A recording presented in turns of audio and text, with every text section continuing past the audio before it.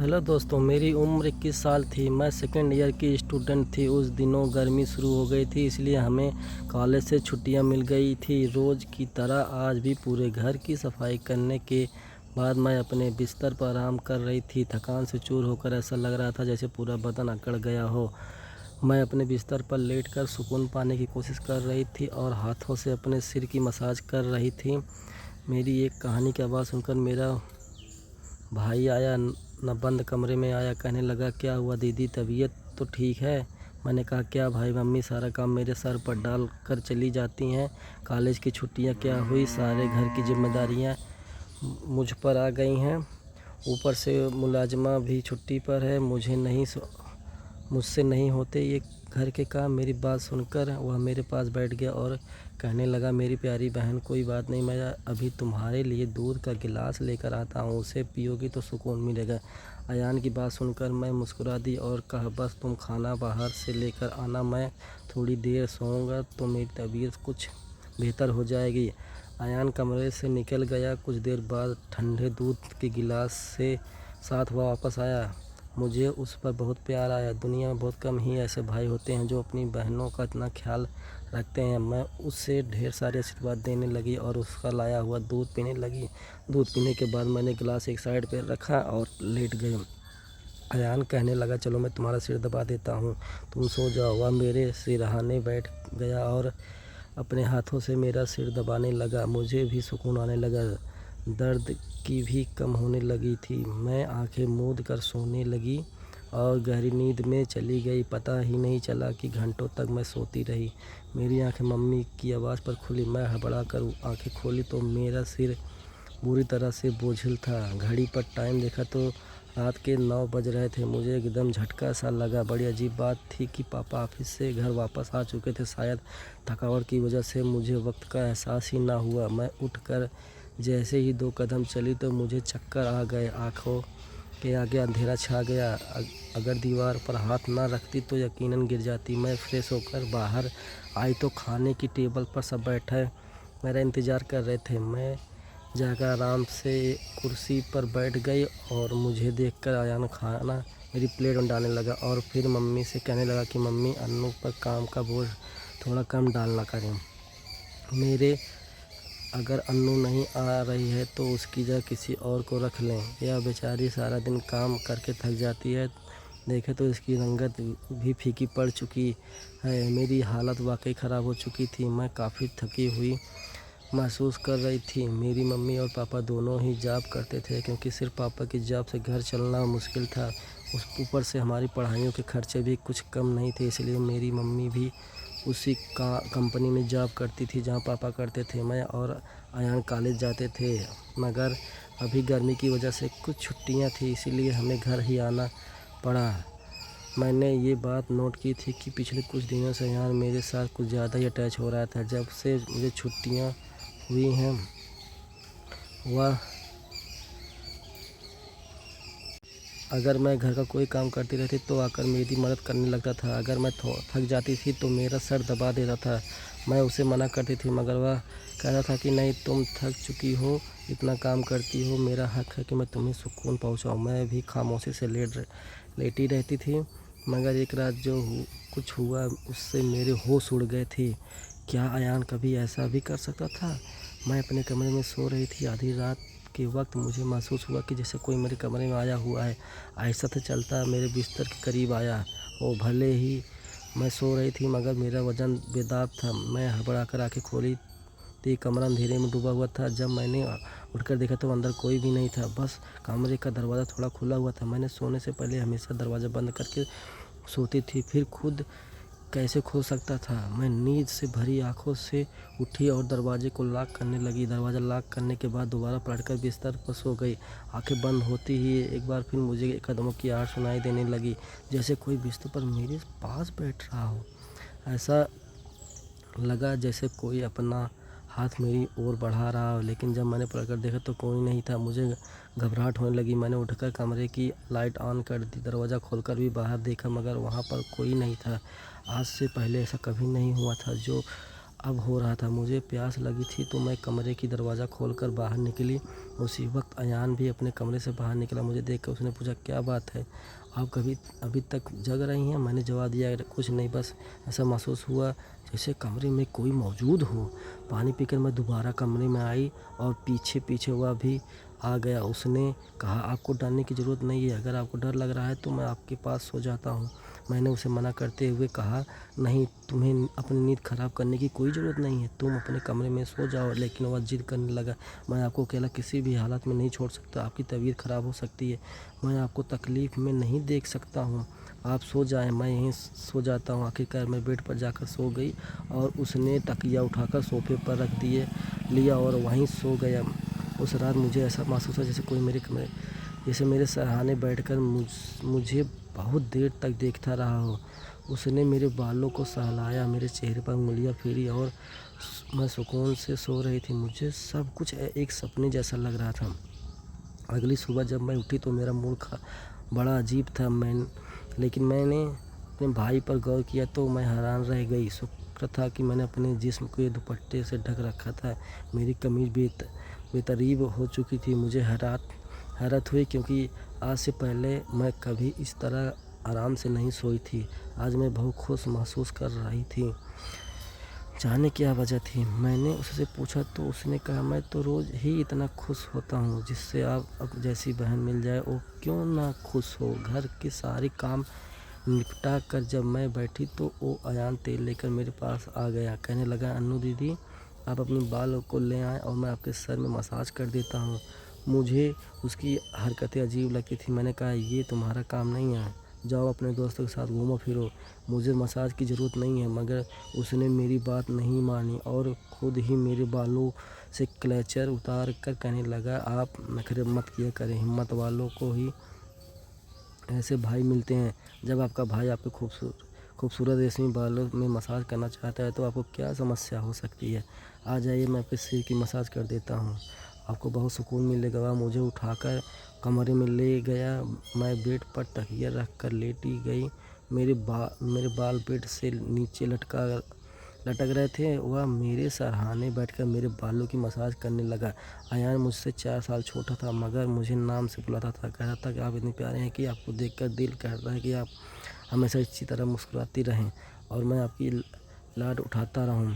वह मेरे बालों की मसाज कर रहा था और उसके हाथों में जादू था। मुझे इतना मज़ा आया था कि मैं नींद की वादियों में खोने लगी। तेल की खुशबू भी इतनी ज़बरदस्त थी कि मैंने उससे पूछा, ये कौन सा तेल है? वह बोला, ये बहुत ख़ास तेल है, ख़ास आपके लिए। आपने जो इतने हसीन बाल हैं ना, ये उन्हीं बालों के लिए बना है। इसकी बातें बहुत प्यारी थी। मैंने समझ नहीं पाती थी कि वह किस तरीके से बात कर रहा था। बहरहाल मसाज के दौरान मैं ही नींद में खोने लगी। कुछ देर बाद जब मेरी आँख खुली तो मेरा पूरा बदन दर्द से टूट रहा था। ऐसा लग रहा था जैसे मेरी टांगों पर बहुत ज़्यादा वजन रख दिया गया हो। पूरे बदन में दर्द सराह रहा था। धीरे धीरे उठकर बैठी और आसपास देखने लगी। जब अपने भाई पर गौर किया तो मैं पूरी तरह भीगी हुई थी, जैसे किसी ने मुझे नहला दिया हो। कपड़े गीले थे, पंखा बंद था और गर्मी थी।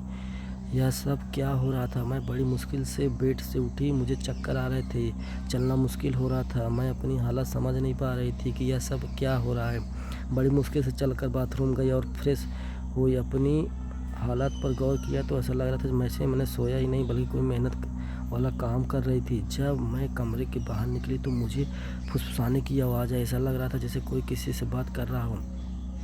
घर में मेरे और उसके अलावा कोई नहीं था। फिर वो किसके साथ बात कर रहा था? मैं किचन में पानी पीने गई मगर तब तक आवाज़ आनी बंद हो गई थी। लेकिन किचन के दरवाजे के पास खड़ी थी। जब वह व्यक्ति बैठक से निकला, उसके हाथों में कॉफ़ी थी। जैसे उसे देखकर वह मुस्कुरा रहा था। मेरे माथे पर बाल पड़े। अगले ही पल उसकी नज़र अन्नू, आप उठ गए। मैं चलते हुए उसके करीब आई। वह हड़बड़ाकर पैसे अपनी पेट की जेब में डाल रहा था मगर मैंने उसका हाथ पकड़कर उन पैसों को सामने लेकर कहा, इतने पैसे तुम्हारे पास कहाँ से आए? वह नज़रें झुका कर कहने लगा, आप प्लीज़ पापा को मत बताना। मैं ताज्जुब में थी कि उसने ये पैसे पापा के क्यों नहीं दिए? मैंने सख्ती से पूछा तो वह शर्म गया और कहने लगा, ये पैसे तो पापा के एक दोस्त ने कई साल पुराने कर्ज के रूप में लौटाए थे। मैंने सोचा था कि इनसे ही मोबाइल लूँगा, लेकिन उसने मुझे थमा दिए। मैंने कहा, हाँ तुमने अच्छा किया। घर के हालात देखो किस कदर ख़राब हो रहे हैं। हमारे माँ बाप दोनों नौकरी कर रहे हैं और तुम मोबाइल लेने की बात कर रहे हो। वह शर्मिंदा था। मैंने वो पैसे रात को पापा को दे दिए थे। उस रात उसने मुझसे कोई बात नहीं की और जल्दी सोने चला गया। अगले दिन मैं किचन में काम कर रही थी जब अयान अपने दोस्तों के साथ घर में दाखिल हुआ। वह जितनी हैरान होती उतना कम था, क्योंकि वह अपने दोस्तों के साथ सीधा लाउंज में ही आया। उस वक्त मैं दुपट्टा उतार कर बर्तन धो रही थी। जब वह सब हंसते हुए अंदर आए, मैंने तुरंत दुपट्टा लिया और फिर अयान को समझाने लगी कि यह क्या तरीका है। तुम जानते हो इस वक्त मम्मी पापा घर पे नहीं है, फिर भी इन लोगों को घर लाए हो। अयान कहने लगा, यह मेरा घर है। जब आपको मेरा ख्याल नहीं तो मैं आपको ख्याल क्यों करूं? अच्छा खाना तैयार करो, मैं बहुत ख़ास दोस्त हैं। वह मुझसे काफ़ी नाराज़ हो चुका था, मगर मैं क्या करती, खाना तो बनाना ज़रूरी था। मैं उसके दोस्तों के लिए खाना बनाने लगी तो वह बोला, खाना परोसने की खुद भी आओगी? अयान का रवैया हैरान कर रहा था। छोटी सी बात पर वह ऐसे कैसे बदल सकता था। मैंने खाना टेबल पर रख दिया। मैंने गौर किया कि उसके दोस्त बार बार मुझे घूर कर देख रहे थे और सभी अयान की उम्र से बड़े थे और अजीब तरीके से घूर रहे थे, जैसे कच्चा ही खा जाएंगे। मैंने अपने कमरे में बंद होकर रह गई। जैसे ही वो सो गए तो मैंने अयान पर फट पड़ी कि दोबारा तुम्हारे दोस्त मुझे इस घर में नज़र आए, मगर वह तो अगले ही पल मेरे गाल थाम कर कहने लगा, इतना गुस्सा कहाँ से आता है? उन्होंने नहीं आएंगे वे दोबारा, मगर आप इस बारे में मम्मी पापा को कुछ नहीं बताएंगे? कैसा लड़का था यह? कभी प्यार जताने लगता था तो कभी चिढ़ने लगता। बहरहाल मैंने हाँ में सर हिला दिया और कमरे में चली गई। मुझे अयान की हरकतें कुछ मुश्किल सी लगने लगी थी, क्योंकि वह मुझे अजीब तरह से देखने लगा था। उसे रोज़ भी अपने कमरे में आराम करने के लिए सोई तो अचानक मुझे अपने पैरों पर किसी के हाथ महसूस हुए। मैंने बौखलाकर आंखें खोली तो अयान मेरे पैरों को अपनी गोद में रखकर मसाज दे रहा था। मैंने उसे ऐसा करने से मना किया, मगर वह कहने लगा, मैं जो कर रहा हूँ मुझे करने दें। इस घर में एक ही मैं हूँ जिसे आपकी इतनी फ़िक्र है। मम्मी पापा को तो काम से ही फुर्सत नहीं है। खैर मैं भी थक चुका हूँ थी। आंखें बंद की और सोने लगी। अयान के हाथों में मसाज से नींद की गहराई में खोने लगी, मगर जब मेरी आंखें खुली तो मेरे होश उड़ गए। मेरा सर बुरी तरह से चकरा था। बिस्तर की चादर बिल्कुल बेहतरीन हो चुकी थी। बिस्तर पर एक शर्ट और एक मेल परफ्यूम पड़ा था। यहाँ सामान किसका था? मैं तो कुछ भी बोल नहीं सकती थी। सर में इतना तेज़ दर्द था कि मैं दोबारा बिस्तर पर गिर गई। ऐसा लग रहा था जैसे किसी ने मुझे बेहोशी की दवा पिला दी हो। मुझे पास में फुसफुसाहट सुनाई दे रही थी, मगर कौन बोल रहा था मैं पहचान नहीं सकी। मुझे तो बस अयान की आवाज़ सुनाई दे रही थी। ऐसा लग रहा था जैसे वह मेरे कमरे में मौजूद हो और मुझे उठाने की कोशिश कर रहा हो। कुछ देर बाद मेरी आंखें खुली तो सारा दृश्य मेरी नज़रों सामने लगा। मैंने सबसे पहले बेड की तरफ देखा, जहाँ शर्ट और परफ्यूम पड़े थे, मगर अब वहाँ कुछ भी नहीं था। आज फिर मेरी हालत बड़ी अजीब थी। मैंने बच्ची तो नहीं थी जो यह सब कुछ समझ ना पाती।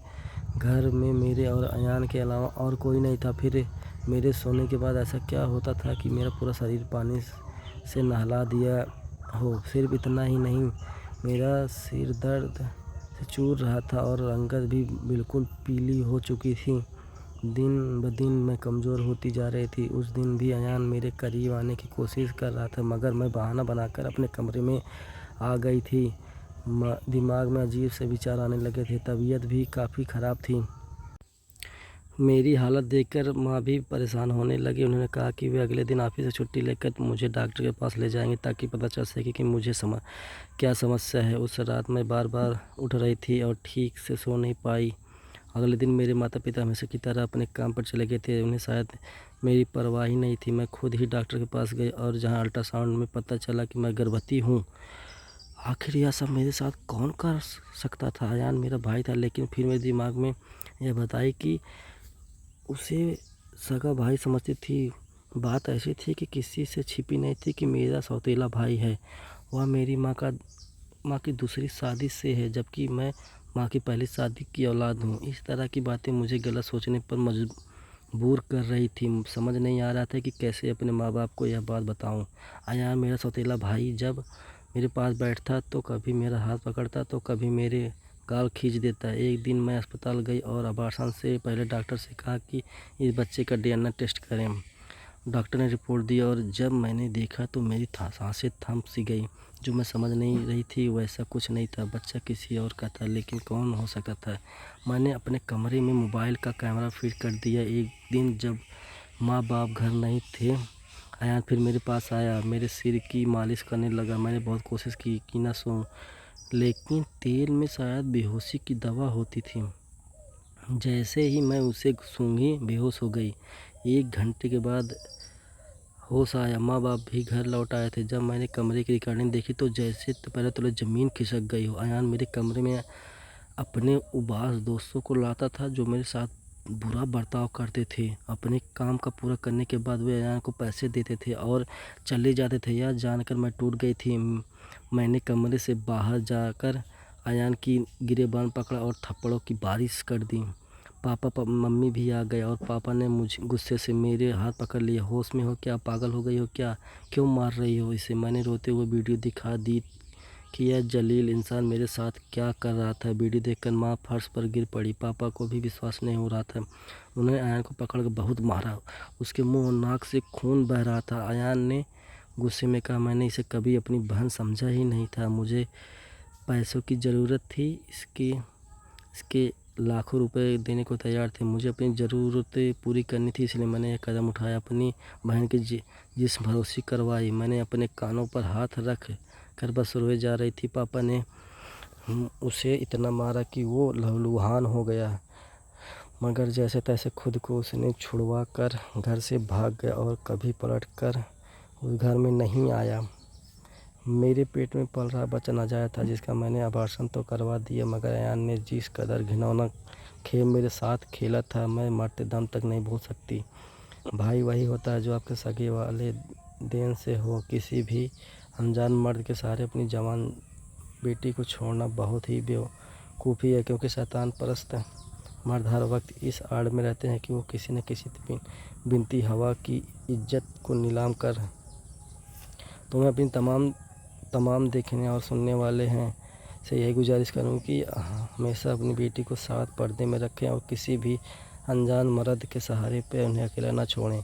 इन सारे मामलों में गलती किसकी थी? मेरे माँ बाप की, जो पैसा कमाने के चक्कर में बच्चों से बिल्कुल भी फिक्र हुए थे, फिर मेरी कि मैं अपने सौतेले भाई के साथ अकेली इस घर में रहती थी और उस पर हद से ज़्यादा एतबार करती थी, उसे अपना सगा भाई समझती थी। तो दोस्तों, आपने अपनी परिवार की ख्याल रखें। धन्यवाद आप सबका धन्यवाद, बहुत बहुत धन्यवाद।